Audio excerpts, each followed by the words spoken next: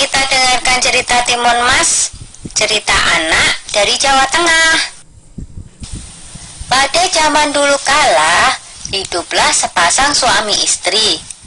Mereka adalah petani yang tinggal di sebuah desa di dekat hutan. Mereka hidup bahagia. Sayangnya, mereka belum dikaruniai seorang anak. Setiap hari mereka berdoa kepada Yang Maha Kuasa agar segera dikaruniai seorang anak. Suatu hari, seorang raksasa melewati tempat tinggal mereka. Raksasa itu kemudian memberi sebuah biji mentimun.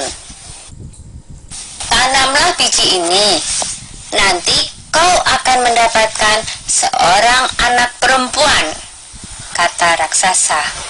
Terima kasih raksasa, kata suami istri itu. Tetapi ada syaratnya.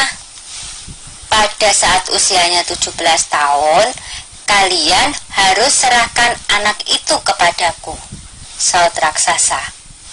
Tanpa pikir panjang, mereka segera menerima biji itu dan menyetujuinya. Suami istri itu kemudian menanam biji mentimun itu. Setiap hari mereka merawatnya dengan baik. Beberapa bulan kemudian tumbuhlah sebuah mentimun yang berwarna keemasan.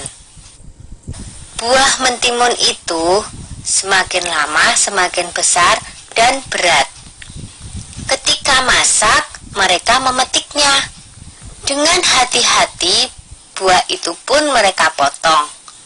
Betapa terkejutnya mereka, karena di dalam mentimun itu ada seorang anak bayi perempuan yang cantik dan lucu. Tahun demi tahun berlalu, Timun Mas tumbuh menjadi gadis yang cantik jelita. Kedua orang tuanya sangat bangga padanya.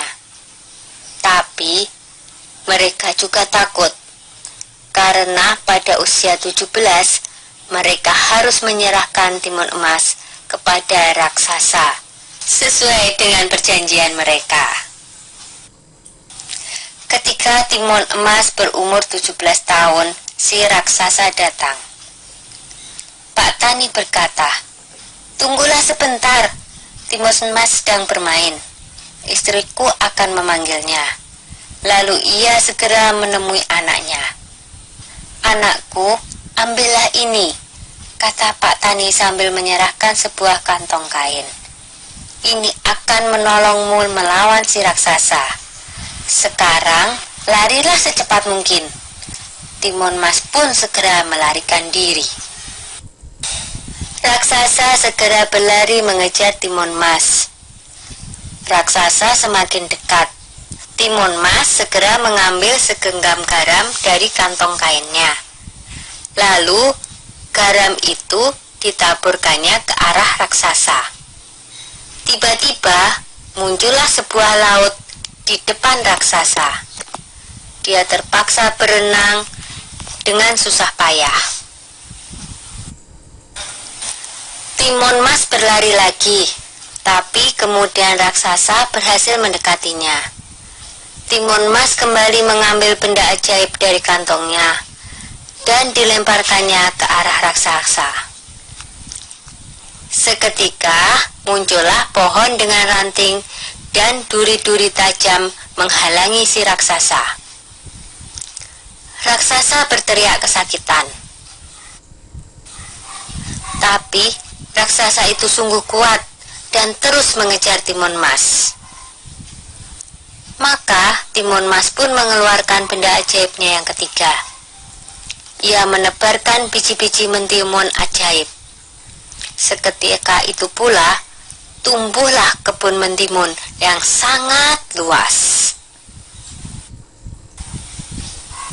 Sampai akhirnya Timun Mas melemparkan benda ajaib terakhirnya, yaitu segenggam terasi udang yang berubah menjadi danau lumpur yang sangat luas.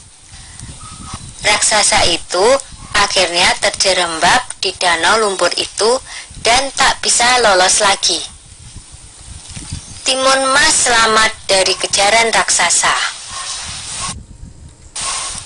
Timun Mas pun kembali ke rumah orang tuanya. Ayah dan ibunya sangat senang melihat Timun Mas berhasil selamat.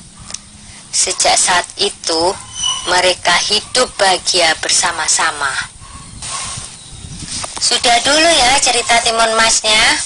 Jumpa lagi.